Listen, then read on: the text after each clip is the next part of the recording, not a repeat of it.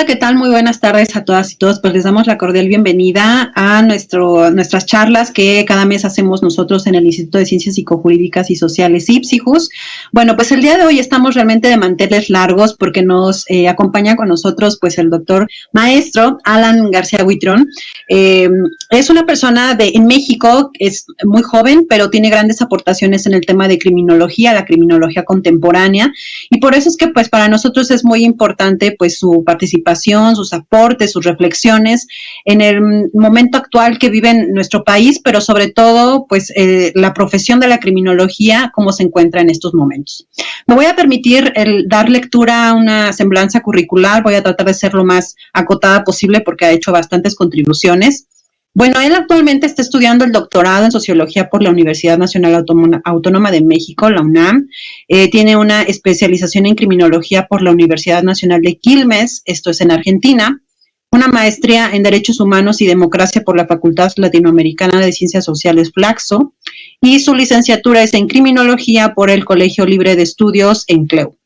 Cuenta con diversos diplomados en Criminología y Política Criminal, estos en el Instituto Nacional de Ciencias Penales, INACIPE, y también un diplomado sobre Historia del Pensamiento Económico por el Museo Interactivo de Economía MIDE.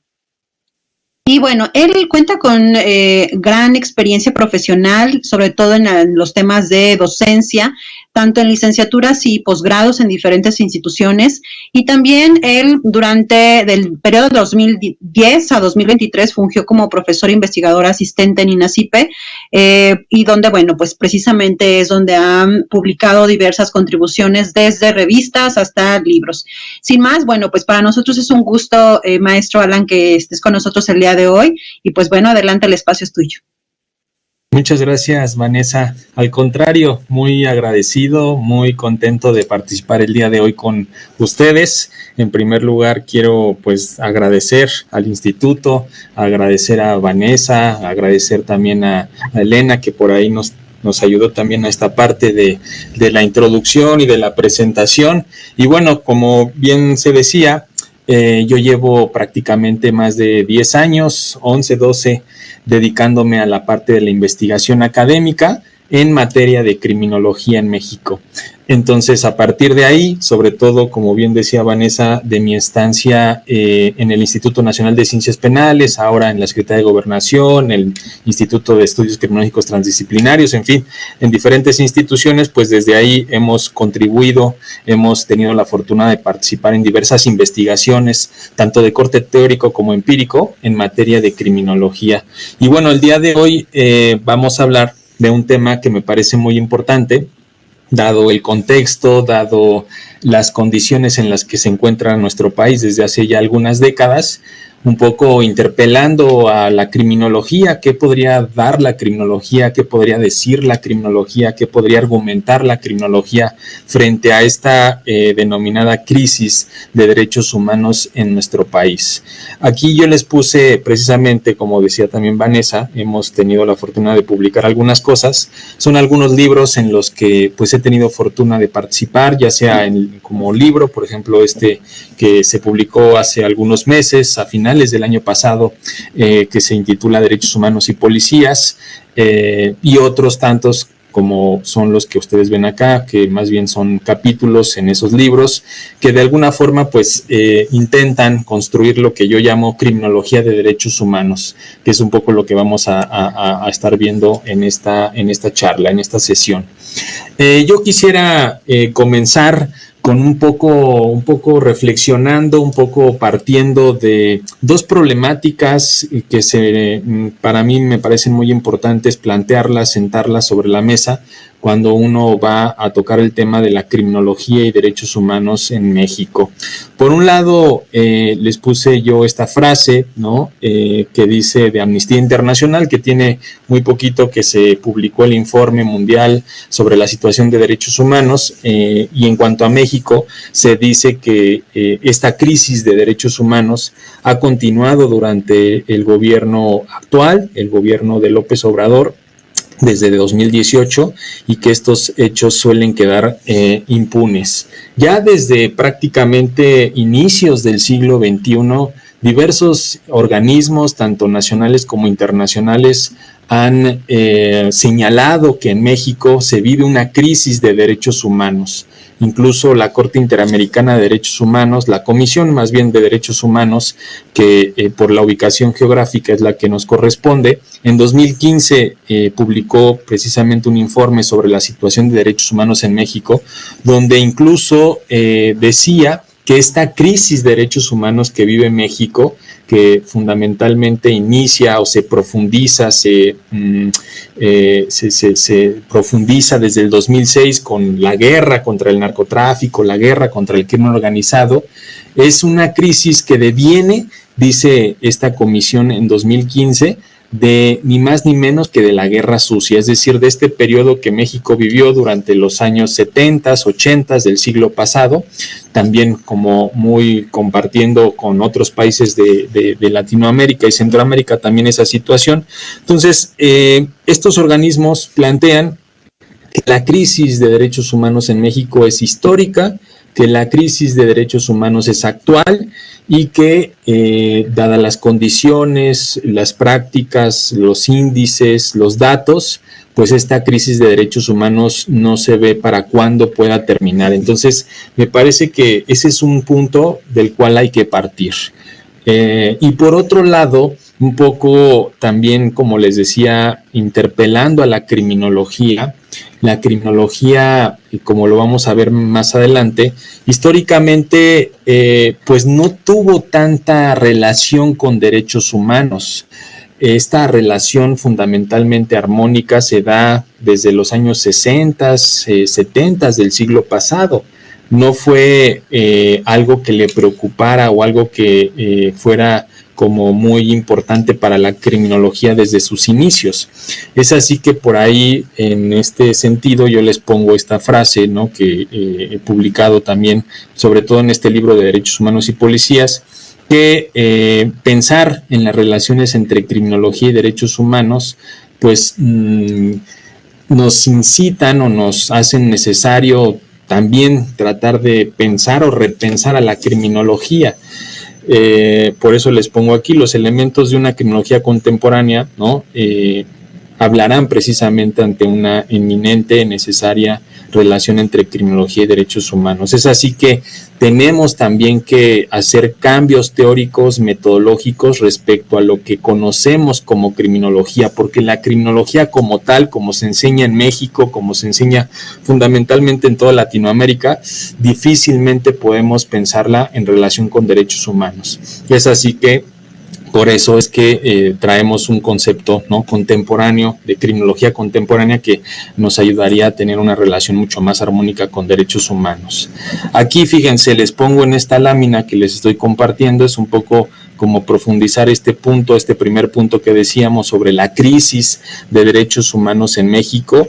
La verdad es que no sería tan difícil, tan complicado hablar de datos que evidencian precisamente esta crisis de derechos humanos en México. Aquí en esta lámina yo les puse algunos datos que ejemplifican precisamente esta crisis de derechos humanos.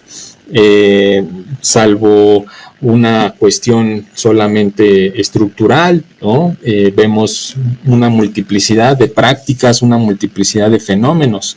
Fíjense, por ejemplo, tenemos desde, pues ya prácticamente desde el 2000 hasta acá, tenemos más de 100,000 personas desaparecidas, una cifra que no tiene parangón, que no tiene pues cómo compararse con la de otros países, aun cuando en otros países se han vivido dictaduras o se han vivido cuestiones autoritarias. Más de 100,000 personas desde el 2000 han desaparecido. Si vemos las cifras del homicidio doloso, estamos hablando que desde el 2000 para acá, en más de 20 años, han sido asesinadas de manera dolosa más de 400,000 personas. Por ahí en alguna ocasión reflexionaba y comparaba este dato, ¿no?, con algunos otros internacionales, y es prácticamente un poquito más de todos los franceses que murieron, por ejemplo, en la Segunda Guerra Mundial, ¿no? Las torturas, las ejecuciones arbitrarias, pero no solamente en términos de violaciones a derechos civiles y políticos, sino también nuestro país vive una crisis de derechos humanos en términos de derechos económicos, sociales y culturales. Es así que podemos hablar de la pobreza, podemos hablar de la desigualdad social, podemos hablar de la exclusión y la marginación social. Es muy importante tener esa visión amplia respecto a derechos humanos, porque casi siempre cuando uno piensa en violaciones a derechos humanos, pensamos en ejecuciones arbitrarias, desapariciones forzadas, torturas, malos tratos, es decir, esta violencia atroz, directa que genera el Estado, ¿no?, a un grupo de personas o a ciertos sectores de la población. Pero es importante también visibilizar el contexto en términos de derechos económicos, sociales y culturales, que muchas veces, cabe decir, son también el contexto desde donde surge la violencia interpersonal, los homicidios, el secuestro, la extorsión, etcétera, etcétera. Entonces ya lo iremos viendo precisamente cómo estas claves en derechos humanos nos permiten plantear nuevas ideas, nuevas reflexiones desde la criminología. Y la otra lámina, que es un poco la otra idea que les comentaba, es repensar a la criminología. En esta lámina, y ya desde hace algún tiempo, yo he pretendido, he intentado construir un concepto de criminología contemporánea distinto al concepto tradicional. Y aquí precisamente en esta lámina un poco se ubican esas características o esos elementos que estarían, ¿no?, un poco como en contra de esta criminología tradicional. Del lado izquierdo ustedes tienen la definición de la criminología tradicional, esta definición que aprendemos todas y todos en los primeros semestres o en los primeros cuatrimestres cuando uno estudia criminología. Es una definición que inauguró ya desde los años 30, 40 del siglo pasado Quirós Cuarón y que tomó y retomó Luis Rodríguez Manzanera, que nos dice que la criminología es una ciencia sintética, causal, explicativa, natural y cultural de las conductas antisociales. Esa es la definición tradicional que tenemos en nuestro país y en gran parte de Latinoamérica.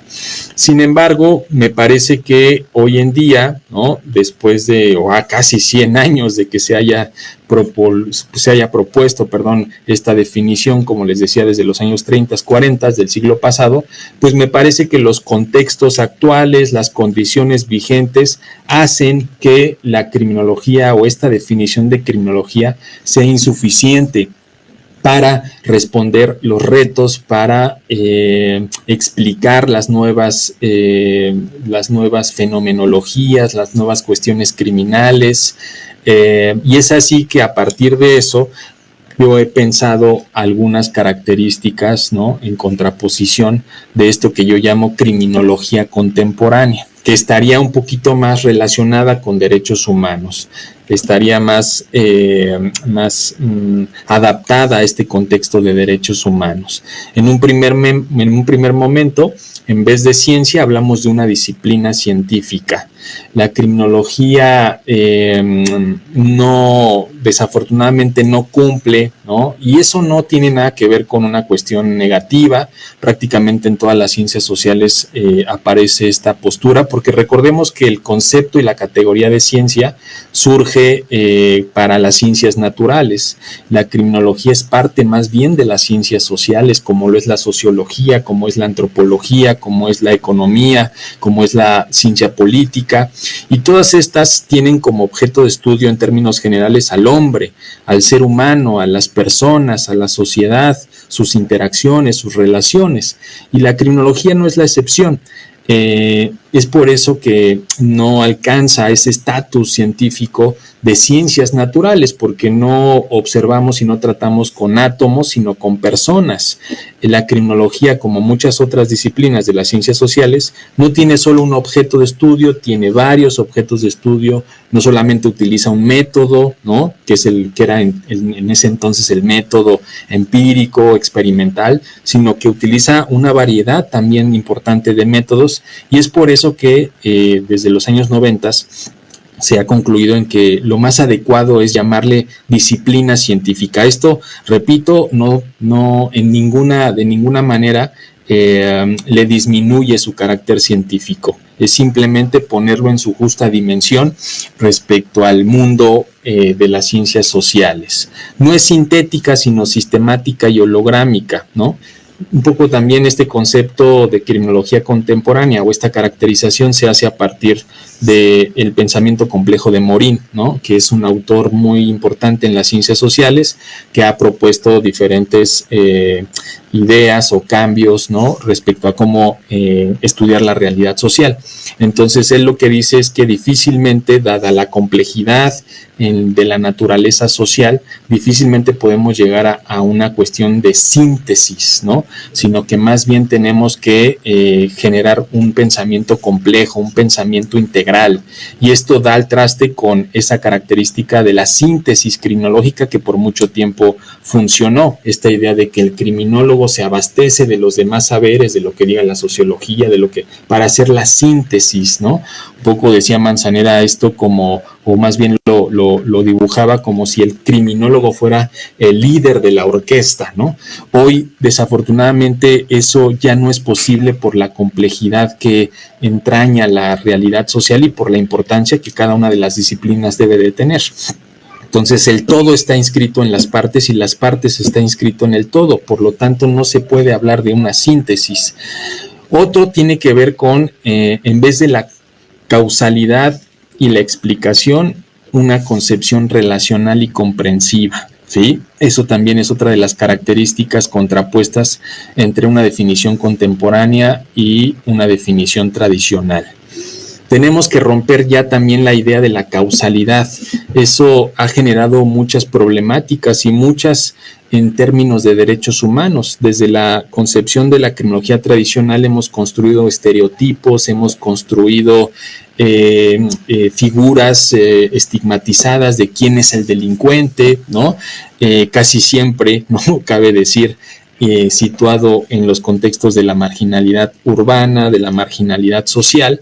Entonces, hoy en día tenemos que romper con esa causalidad lineal, ¿no? Que hace pensar que la pobreza es la causa de la delincuencia, que la deserción es la causa de la delincuencia, que el color de piel es la causa de la delincuencia, ¿no? Sino más bien entender que la realidad es procesual, es relacional, no es lineal. Por eso esta categoría de lo relacional es muy importante. Y por otro lado, en vez de ser explicativa, es comprensiva. Esto no quiere decir que no pueda dar lugar a explicaciones, a argumentos sólidos, comprobables, pero sí la necesidad de empezar con la comprensión.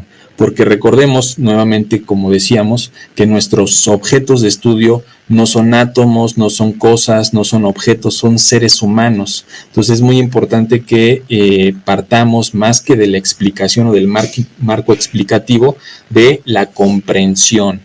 El marco explicativo es un poco situar al criminólogo como un experto, ¿no? Un experto que va a decirle a la gente qué es lo que está pasando, ¿no?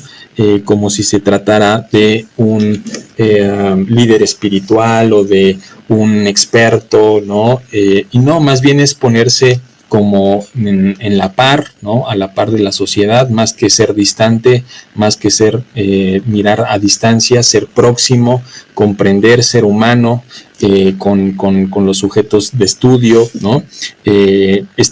También esta impronta subjetiva que de alguna forma no puede ser negada, también es importante acá. Lejos de, o en vez de ser natural y cultural, aquí hablamos de lo sociocultural, ¿no? También esta idea de lo natural me parece que ha dañado mucho, como les decía, con esta cuestión de los estigmas y de los estereotipos, esta idea que hoy sigue presente, ¿no? Ahora con la neurocriminología, de pensar que el delito, que las violencias está en los genes de las personas, que está en el genotipo y que por lo tanto también puede ser visualizado en el fenotipo. Nos recuerda un poco a Lombroso y sus ideas racistas, sus ideas clasistas, ¿no? Que de alguna forma tuvieron un impacto muy importante en la Primera y la Segunda Guerra Mundial, ¿no? Esta idea de que el delincuente es un ser inferior, que el delincuente es un ser salvaje, ¿no? que por su propio rostro, por su propio cuerpo podemos identificarlo. Me parece que hay que dejar atrás esa cuestión de entender que la conducta antisocial, que la violencia, que el delito es natural.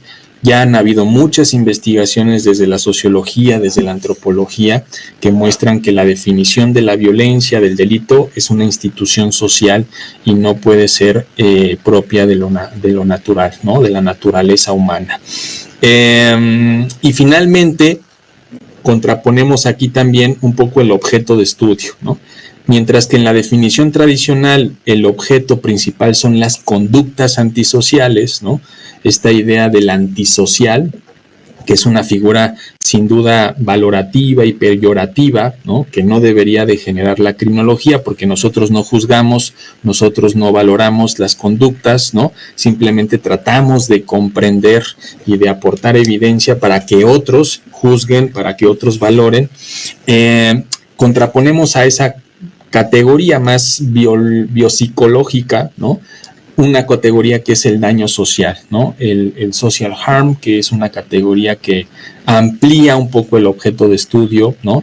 Y en el cual fundamentalmente pues estamos viendo los derechos humanos, ¿no? Entonces es pasar del delito, pasar de la conducta antisocial a derechos humanos, una categoría que nos va a permitir ver más allá, ¿no? Del Código Penal, todas esas prácticas, todos esos fenómenos que están generando daño, que están generando consecuencias graves y que muchas veces no están siendo castigados, no están siendo sancionados. Y por otro lado, también es importante decir que la criminología también observa el control social y punitivo, ¿no?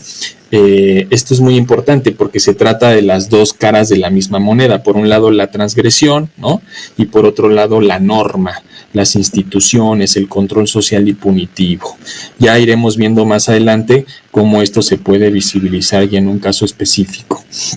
Entonces, esas dos problemáticas son las que dan origen, ¿no? A esta ponencia intitulada La criminología o el papel de la criminología frente a la crisis de derechos humanos. Por un lado, como les decía, la crisis generalizada, tanto de derechos civiles y políticos como de derechos económicos y socioculturales, como también la imposibilidad de que la criminología pueda relacionarse con derechos humanos desde una perspectiva tradicional y por tanto la necesidad de repensar a la criminología con nuevas características, con nuevos objetos, con nuevos elementos para que sea esa relación más armónica y la criminología tenga algo que decir, y no solamente algo que decir, sino algo que aportar precisamente en vías de fortalecer el Estado de Derecho, democrático, social, la paz, las condiciones de pacificación, etcétera. Entonces, en ese sentido, el objetivo es identificar las características de esto que yo llamo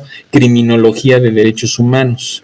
¿Qué es la criminología de derechos humanos? ¿Cuáles son sus características? ¿Cuáles son sus antecedentes, sus aspectos teóricos y metodológicos más importantes que permita, por un lado, replantear las problemáticas criminales?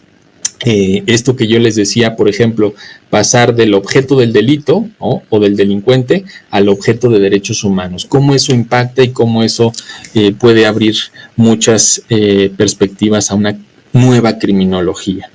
Por otro, innovar las estrategias metodológicas de seguridad y justicia, es decir, desde esta criminología de derechos humanos plantear alternativas, plantear ideas novedosas, plantear cuestiones que no se han dado para resolucionar o para solucionar los conflictos, la violencia y la criminalidad. Y finalmente, para incidir en el establecimiento de las obligaciones y deberes del Estado. Esta criminología, por supuesto, de derechos humanos pone sobre la mesa la importancia, el papel del Estado para tratar de analizar y de resolver estas problemáticas. Fíjense, aquí el primer punto tiene que ver con los antecedentes, ¿no? La criminología de derechos humanos, ¿cuándo nació o cuándo podríamos pensar en que se fue configurando, se fue construyendo históricamente? Aquí yo les puse una lámina donde ubicamos las tres posturas o los tres grandes paradigmas que ha habido en criminología. Recordemos que la criminología no es un saber homogéneo. Dentro de la criminología hay paradigmas, hay corrientes, y cada una de estas corrientes trató de explicar el fenómeno de la violencia y la delincuencia fundamentalmente de manera distinta. Es así que tenemos, por un lado, la criminología clásica, por otro, la criminología positivista y finalmente la criminología crítica. Y cada una de ellas, cada una de estas corrientes, generó una relación particular con derechos humanos, unas más armónicas, otras más en tensión.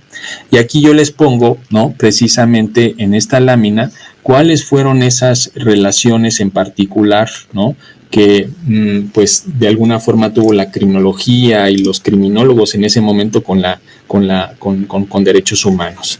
Fíjense, en la criminología clásica, ¿no?, el contexto en el que surge la criminología clásica, pues es el contexto fundamentalmente de derechos modernos, de derechos civiles y políticos, de derechos individuales. Recordemos que estamos hablando de la época de finales del siglo XVIII, un poco cuando estaba en álgido, ¿no?, en su punto álgido, las revoluciones francesas, la independencia de Estados Unidos, la Declaración de los Derechos del Hombre y del Ciudadano. Entonces, aquí hablamos fundamentalmente de una criminología muy relacionada con derechos humanos, pero en particular con los derechos individuales de algunas personas frente a las monarquías absolutas. ¿Cuál era el objetivo de esta criminología clásica? Era legitimar el poder punitivo.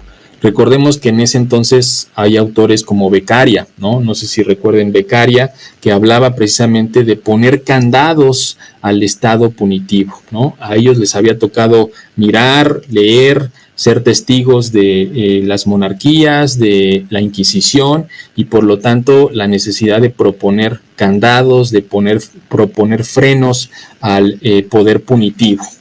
Y es así que surge en ese sentido el derecho, surge el proceso penal, todo esto que hoy pues es una realidad, el debido proceso, los derechos, las garantías, etcétera, etcétera.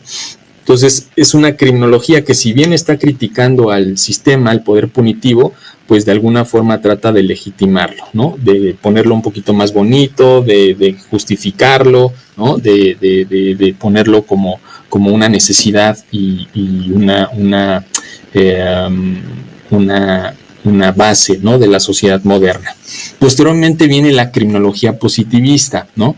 Recordemos que la criminología positivista, que es como la mayoría de los teóricos explica el surgimiento de la criminología, ¿no? Estamos hablando de finales del siglo XVIII, prácticamente el siglo XIX, ¿no?, con Lombroso, con Ferri, con Garofalo, ¿no?, esta triada italiana, pero también están los franceses en ese momento, ¿no? Esta criminología positivista, a diferencia de la criminología clásica, pone como objeto de estudio ya no la ley, ya no la norma, ya no los derechos, etcétera, sino al delincuente, ¿no? El hombre delincuente, sus factores, sus causas, etcétera, etcétera, ¿no? Entonces, esta criminología positivista, de alguna forma, hizo tensión en relación con derechos humanos, porque recordemos que esta criminología, que hasta el día de hoy sigue perviviendo y sigue siendo muy importante, pues trata de establecer, ¿no?, diferencias entre delincuentes y no delincuentes, pensando en que los delincuentes son una especie distinta, ¿no? En su momento eran muy radicales y decían que los criminales nacían así, ¿no? Con el tiempo estos argumentos se fueron aminorando, se fueron flexibilizando, pero la postura seguía ahí, ¿no? Ya hoy en día, por ejemplo, con la parte psicológica, bueno, se dice, ¿no?, que los rasgos criminales, ¿no?, que las personas de alguna forma comparten, los delincuentes, estos rasgos criminales, ¿no? Pero obviamente eso hizo que se restringieran muchos derechos para este tipo de personas, ¿no?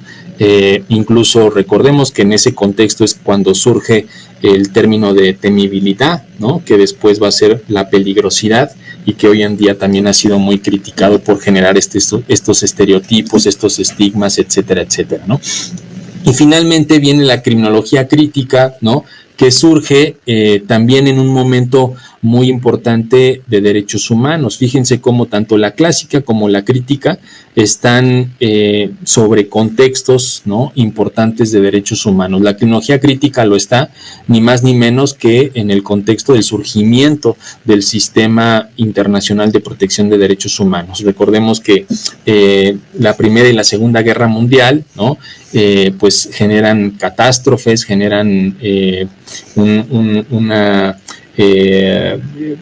condiciones terribles, ¿no? Para la dignidad humana, toda esta parte de los campos de concentración, en fin, ¿no? Y es a partir de ahí, ¿no? Que surge pues el Sistema Internacional de Protección de Derechos Humanos. Surge primero la Declaración Universal de Derechos Humanos en 1948, después los pactos, ¿no? Y desde ahí una serie de instrumentos internacionales importantes. Y es allí donde surge la criminología crítica, ¿no? Con esta concepción de que los derechos humanos no son solamente para los hombres, como se había dicho en la Declaración de los Derechos del Hombre y del Ciudadano de 1789, sino que los derechos humanos son de todas y todos, independientemente de su condición económica, del sexo, del género, de la edad, pero también, por supuesto, de la condición jurídica, ¿no? Es así que las personas que delinquen no pierden sus derechos humanos. Por supuesto que, y esto es en particular con cada uno de los contextos jurídicos, ¿no? Sabemos que implica un castigo, ¿no? La privación de la libertad, pero se supone que hasta ahí, ¿no? Y el problema obviamente es que en muchos contextos penitenciarios pues se habla de las dobles o las triples penas, ¿no? No solamente son privados de libertad, sino de un sinfín de derechos. Entonces, el objetivo de esta criminología crítica fue tutelar derechos humanos y limitar la intervención penal, ¿no? Es así que esta criminología crítica, recordemos, pues va a tener como objeto de estudio los grandes crímenes, ¿no? De los crímenes de Estado, el delito de cuello blanco, ¿no? Que también va a ser muy importante. Entonces, es precisamente a partir de ahí, ¿no? De esta criminología crítica que surge en los años 40, pero que va a ser fundamentalmente consolidada en los años 70, 80, es a partir de ahí que podemos nosotros rastrear el origen de la criminología de derechos humanos. Y a partir de ahí, como les decía, pues surgen diferentes estudios, diferentes reportes, diferentes libros, ¿no? Literatura, que va a ser muy importante precisamente para ir definiendo qué es esto de la criminología de derechos humanos, ¿no? Les puse aquí, por ejemplo, el libro de Sutherland, ¿no? El delito de cuello blanco, que pues de alguna forma rompió con la criminología positivista, ¿no? Esta criminología positivista que siempre decía el delincuente es pobre, el delincuente es marginado, el delincuente es feo, ¿no? Este libro rompe con ese estereotipo, ¿no? Y plantea que también en otro tipo de clases sociales y económicas, pues también existe el delito, ¿no? Y es cuando publica el delito de cuello blanco en los años 40, 50 del siglo pasado.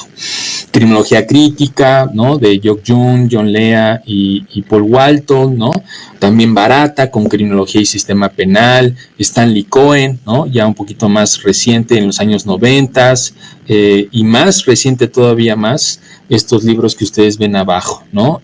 Criminología, Civilización y Nuevo Orden Mundial de Wayne Morrison, de Ruggiero, La Violencia Política, Criminología de los Derechos Humanos de Lola Nillar de Castro, que fíjense, es muy interesante, ¿no? Lola Nillar de Castro es una figura fundamental para entender criminología de derechos humanos, ¿no? Ella es la primera que va a proponer este nombre, ¿no? Este adjetivo de criminología de los derechos humanos en los años 80, 90. En Latinoamérica, obviamente, esta criminología, ¿no? Pues tuvo mucha recepción, tuvo mucha aceptación, ¿no? obviamente por las condiciones y por los contextos en los que nosotros estamos, ¿no? En Latinoamérica pues se ha dado mucho la violencia de Estado, se han dado mucho las violencias, ¿no? O las violaciones a derechos humanos, ¿no? Ya decíamos en un principio México no es la excepción, ¿no? Entonces esta criminología crítica y en particular la criminología de derechos humanos tuvo muy buena aceptación en Latinoamérica, a tal grado que Lola Niyar es considerada una de las madres, ¿no? De la criminología de derechos humanos, Lola Niyar, venezolana, ¿no? Que en su momento publicó también algunas cosas interesantes. Y finalmente, bueno, acá les pongo ya aún más recientes, ¿no? El crimen de la economía de Ruggiero, también por aquí un libro coordinado por Beiras, ¿no? La tortura, otro que igual coordina Beiras, este criminólogo español, que se llama Delitos de los Estados, de los Mercados y Daño Social, ¿no? Entonces, en términos generales, esta criminología de derechos humanos, como ustedes pueden ver, no es de que niegue la violencia interpersonal, no es de que niegue los delitos individuales o la violencia física que se da, y se da mucho en nuestros contextos, sino que además de eso, ¿no? También visibiliza esa violencia que genera el Estado, que genera la economía, ¿no? Y eso va a ser una de las características más importantes de esta criminología de derechos humanos, ¿no? Visibilizar este tipo de fenómenos, de cuestiones criminales que históricamente estuvieron a la sombra, ¿no? Porque desde la criminología positivista el Estado no delinque, los ricos no delinquen, no. Esto es una cuestión de los pobres, de los marginados, ¿no? Y además, como veremos más adelante, esta perspectiva también abre una posibilidad que hoy en día se está estudiando mucho por los antropólogos, por los sociólogos en todo el mundo, que es cómo las violencias están unidas, cómo hay una interacción entre las violencias. Entonces aquí lo interesante es mirar cómo se relaciona esta violencia estructural con efectivamente la violencia interpersonal, ¿no? Si la criminología, y lo he dicho yo en varios foros, si realmente la criminología se interesa por la etiología, es decir, por el origen de la conducta criminal, créanme que en nuestros contextos, en muchas ocasiones, el origen de la conducta criminal o de la conducta antisocial, si así lo prefieren llamar, está precisamente en la violación de derechos humanos, en los contextos precisamente de violaciones a derechos humanos. Entonces, creo que es postular una criminología de derechos humanos es incluso, ¿no? Pues cumplir con esa esencia, ¿no? Epistemológica de la criminología, en tanto que implica el estudio del origen, el estudio de la etiología, ¿no? De las cuestiones criminales. Y aquí ya empezamos a ver un poco esas características, ¿no? ¿Cuáles son esos componentes? ¿Cuáles son esos, cuáles son esos componentes teórico-metodológicos? Aquí ya les empiezo a dar como algunas ideas, algunas reflexiones de cuáles serían esas características, ¿no? Aparato empírico, aparato teórico, metodológico y político, ¿no? Es parte de los componentes de este esquema teórico-metodológico de la criminología de derechos humanos, ¿no? Fíjense, en el aparato empírico, ¿no? Hablamos de la política criminal de guerra, ¿no? Hablamos también de nueva criminalidad, de la estatalidad latinoamericana y de la interculturalidad, ¿no? Estas categorías que de alguna u otra forma nos van a ayudar a explicar y a darle sentido a esta violencia que estamos viviendo. No es una violencia generada por algunos cuantos criminales organizados, ¿no? Como muchas veces se piensa, algunos cárteles que de alguna otra forma se salen, ¿no? de la legalidad. No, me parece que en Latinoamérica estamos viviendo, como dijera Zaffaroni, un genocidio por goteo, una violencia organizada, orquestada muchas veces desde la economía, desde la política, ¿no? Y que genera, en efecto, pues un sinfín de problemáticas en términos de delitos de alto impacto, ¿no? Entonces tenemos precisamente que allegarnos de nuevas herramientas o de herramientas teórico-metodológicas distintas para entender lo que está pasando en nuestro país y entenderlo desde una postura de derechos humanos. El aparato teórico, bueno, en un primer momento la teoría crítica, la criminología del sur, que también fue una de las propuestas de Anillar de Castro, ¿no? El daño social y el control social como objetos de estudio, ¿no? Ya les decía, en vez del delito, del delincuente, de la delincuencia, esos 3 niveles de la criminología, ¿no? El conductual, el individual y el social, creo que eso ya podemos desecharlo y plantear nuevas categorías como puede ser el daño social y el control social como objetos de estudio, los crímenes de Estado y los crímenes de sistema, ¿no? Es una criminología que tendría como objeto de estudio, más que el delito en sí, estos crímenes de Estado y crímenes del sistema, ¿no? Pensemos, por supuesto, en la desaparición forzada, pero también, como les decía, en las violaciones a derechos económicos, sociales y culturales. Pensemos en los delitos de los ecocidios, por ejemplo, ¿no?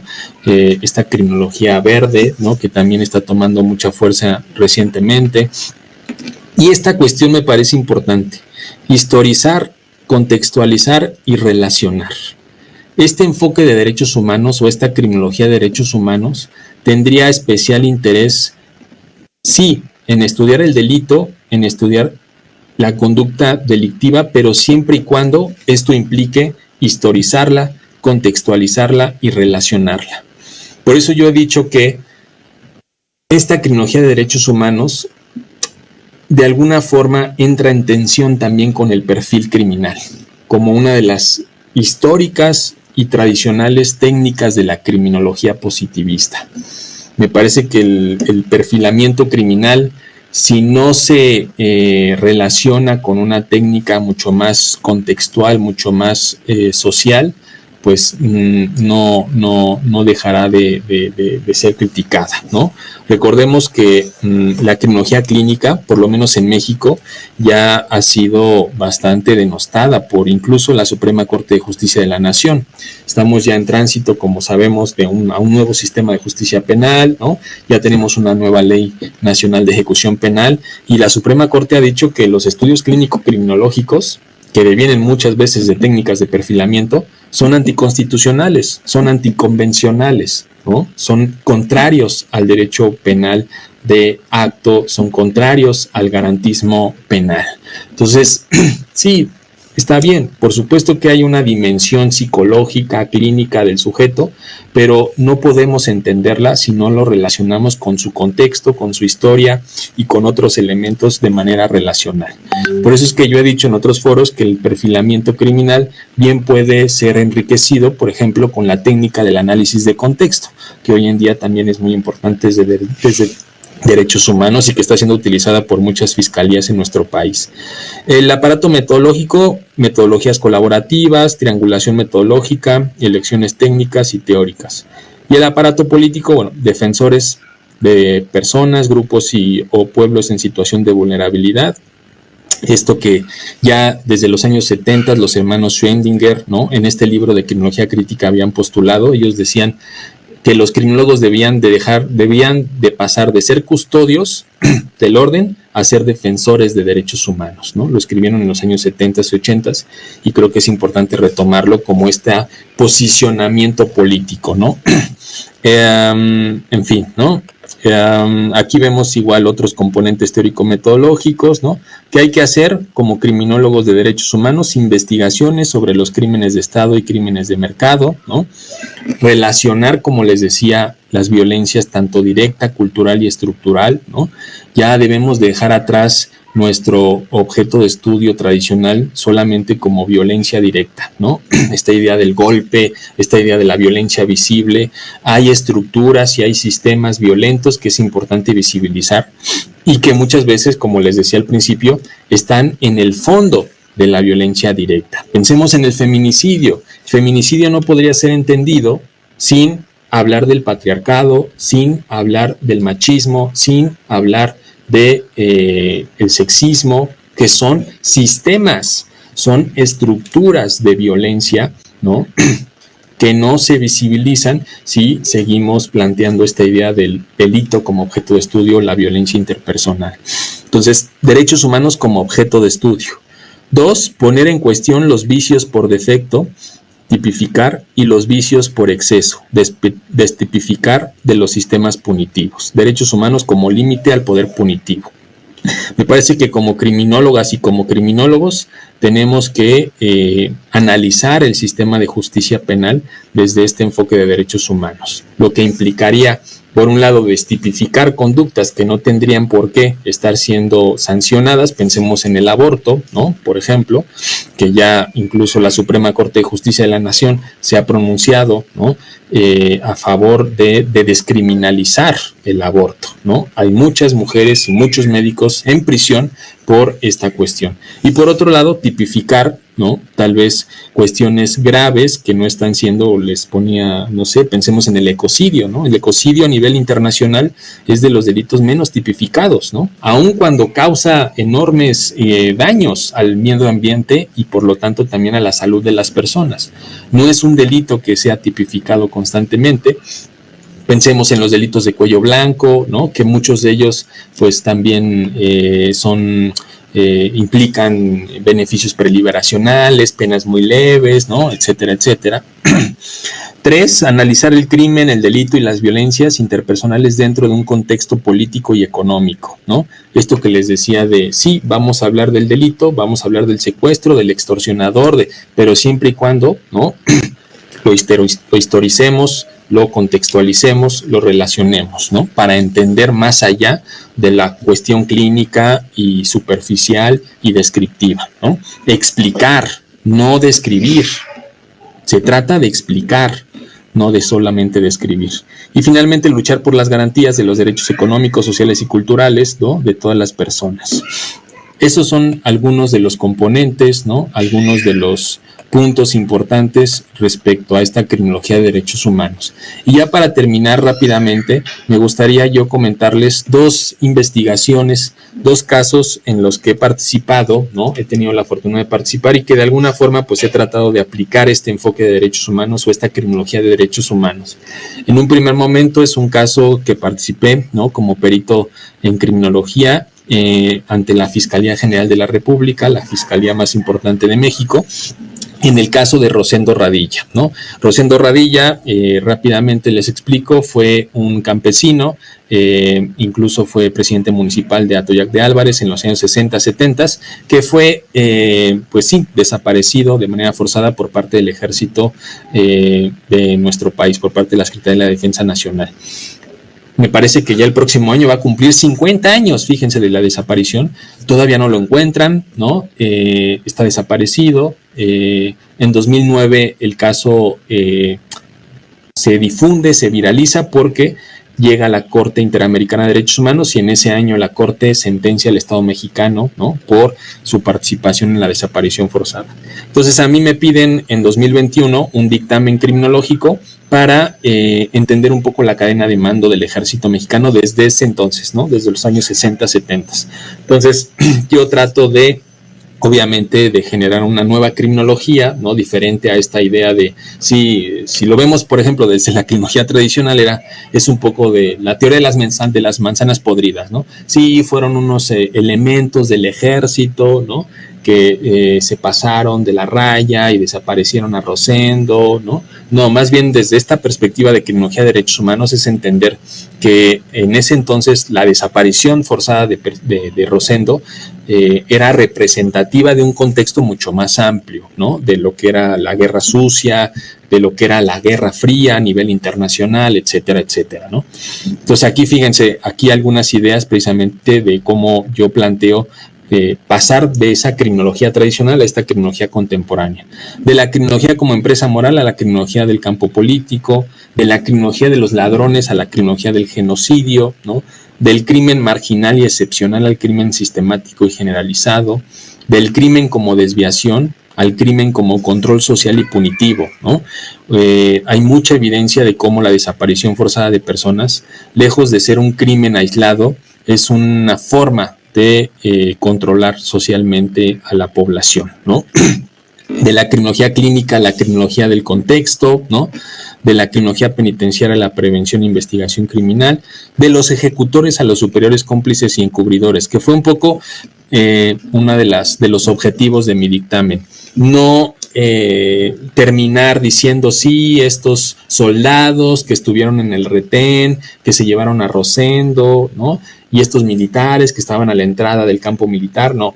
Más bien tratar de, precisamente como lo pedía la Fiscalía, de desentrañar esa cadena de mando, ¿no? Es así que iniciamos la responsabilidad criminal, ni más ni menos que con el expresidente de ese entonces que acaba de fallecer, que es Luis Echeverría, ¿no? Porque él era precisamente el comandante supremo de las Fuerzas Armadas, ¿no?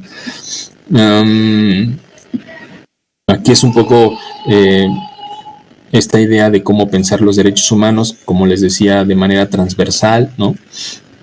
Como los derechos humanos son muchas veces el origen, ¿no?, de la delincuencia interpersonal, y como la reacción muchas veces del gobierno, del Estado a esa delincuencia implica otra vez violaciones a derechos humanos. Es un círculo vicioso, ¿no? Aquí vemos ese círculo vicioso que se dio precisamente como contexto en la desaparición de Rosendo, ¿no? Condiciones de injusticia social que se convirtieron en movimientos de insurgencia, después en contrainsurgencia, esto en represión militar, y volvemos a lo mismo, ¿no? Y aquí lo que les decía, ¿no? El contexto, ¿no? El caso, pero aquí fíjense la cadena de mando, ¿no? Empezábamos con Luis Echeverría como responsable principal, ¿no?, a través de la autoría mediata por dominio de la Organización del Ejército Mexicano como empresa criminal conjunta. Fíjense ahí, por ejemplo, como criminólogas y criminólogos, tenemos que también actualizarnos en las figuras que hay desde el derecho penal, ¿no? Esta idea es muy importante, ¿no? Se ha dado precisamente desde el contexto también de derechos humanos, como la autoría mediata, el dominio de la organización, la empresa criminal conjunta, son categorías que hoy utiliza el derecho penal para ir más allá del autor inmediato, ¿no? En este tipo de casos donde se observa una violencia generalizada, organizada, ¿no? Estructuras jerárquicas como el ejército, etcétera, etcétera, ¿no? Y el otro caso, la otra investigación que también les quisiera yo compartir, es que les decía, este libro de Policías y Derechos Humanos, ¿no?, en el campo de la innovación de estrategias metodológicas en la seguridad y la justicia, ¿no?, el caso de las policías. Lo que yo hago en este libro es proponer un índice, ¿no?, para fortalecer a las policías municipales desde un enfoque de derechos humanos, ¿no? Entonces muchas veces dicen, bueno, ¿y eso qué tiene que ver con la criminología? Pues mucho, ¿no? Porque decíamos que desde la criminología de derechos humanos no nos interesamos solo por el delincuente, ¿no?, que está en prisión, este delincuente que ha causado daño, sino también por el control social, ¿no? Y el control social punitivo no es más que las instituciones de seguridad y de justicia, ¿no?, que muchas veces, si no son adecuadas, si no son adecuadas, ¿no?, si no respetan derechos humanos, pues obviamente se convierten en factores, ¿no? Y es aquí donde les pongo. Reducir la incidencia delictiva exige de diversos esfuerzos desde diferentes frentes. La importancia de los contextos, ¿no? Reducir la violencia estructural y reducir la violencia institucional. Creo yo que esos son los dos retos o los dos objetivos que debería de tener una criminología de derechos humanos. Reducir la violencia estructural y reducir la violencia institucional. ¿Y eso cómo se hace? Pues aquí es un ejercicio, ¿no?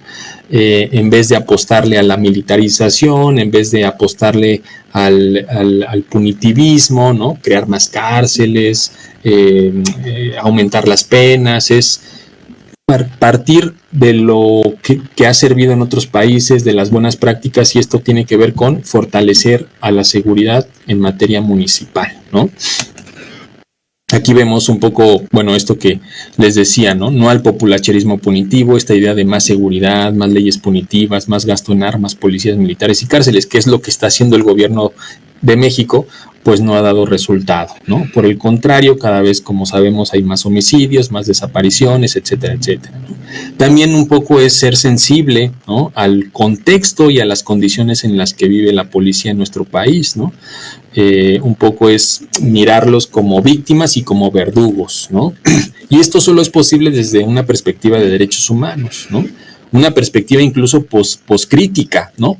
Porque en la crítica, ¿no? En la criminología crítica, las policías eran vistas como corruptas, como fenómenos delictivos, violentos, ¿no? Y no, desde una perspectiva de derechos humanos es también entender al policía, es también entender a la institución policial, ¿no? Y es allí donde está el plus, ¿no? La esencia de esta propuesta que les decía, que es el índice para fortalecer a las policías municipales desde una perspectiva de derechos humanos. Este es el esquema, ¿no?, que yo utilizo para posteriormente evaluar políticas de seguridad municipal, ¿no?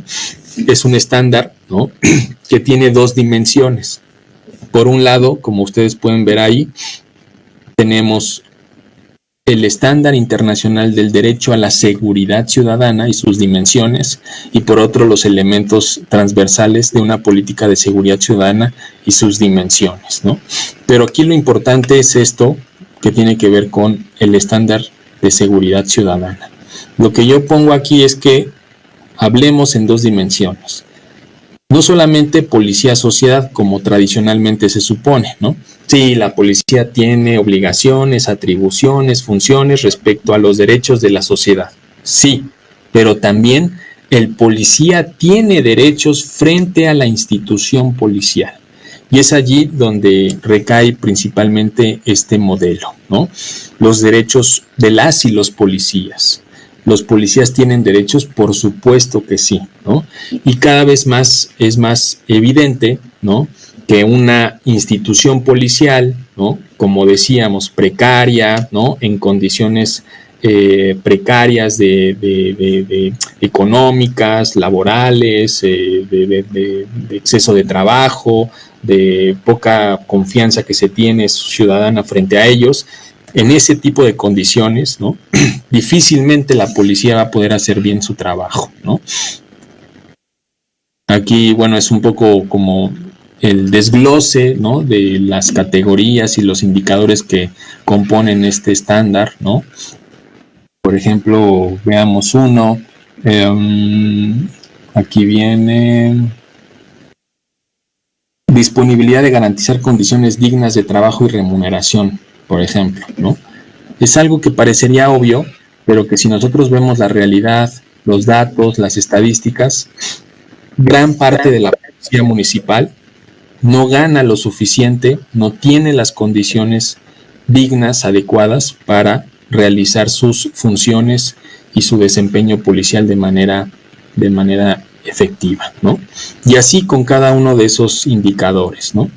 Es así que en esa investigación, ¿no?, se concluye que un policía reclutado arbitrariamente, sin procesos de capacitación, sin un enfoque de derechos humanos, sin una carrera policial que les permita ascender, sin derechos laborales ni sindicales, sin un salario digno, etcétera, etcétera, pues difícilmente podrá realizar sus funciones, que valga decir, hoy en día cada vez son más complicadas. Ya no es el policía de los años 60, 70 que se paraba en una esquina o que torturaba. Ahora se le exige al policía saber de victimología, de criminalística, de criminología, etcétera, etcétera, ¿no? Entonces, esa es la otra investigación que yo les comentaba. Aquí finalizamos con esta lámina de los derechos, ¿no?, de las y los policías. En este momento estoy intentando hacer una iniciativa de ley, porque no me lo van a creer, pero la ley más importante a nivel nacional de seguridad, en la cual vienen los principios, los procesos, la gestión de cómo va a ser la policía en México, esa ley no tiene un apartado de derechos. Tiene un apartado de obligaciones, de atribuciones, de funciones, pero no de derechos, ¿no? Entonces, un poco la iniciativa intenta incluir un apartado de derechos y que ese sea el primer paso, ¿no?, para verdaderamente que las y los policías tengan derechos garantizados, y en ese sentido tengamos policías más comprometidos, más eficaces y más efectivos, ¿no? Entonces, esas eran las dos investigaciones que yo les quería comentar, que de alguna u otra forma pues ejemplifican un poco, ¿no?, algunos de estos pilares o premisas o características de lo que yo llamo criminología de derechos humanos, ¿no? Espero que esta sesión, esta charla les haya sido de utilidad, un poco que fundamentalmente nos ayude a repensar políticamente, ¿no? ¿Qué criminología necesitamos? ¿Qué criminología hemos realizado? ¿No? Y si esta criminología realmente es adecuada y es útil para el contexto en el que estamos viviendo en nuestro país. Un contexto no de asesinos seriales, no de criminales biológicos, ¿no? Sino de una violencia institucional muy fuerte, ¿no? De crímenes de Estado que hace que repensemos necesariamente los pilares de esa criminología tradicional. Así es que, pues muchas gracias nuevamente a la institución por haberme permitido platicarles un poquito acerca de este tema, ¿no? Y esperemos que no sea la última vez. Muchísimas gracias y hasta luego.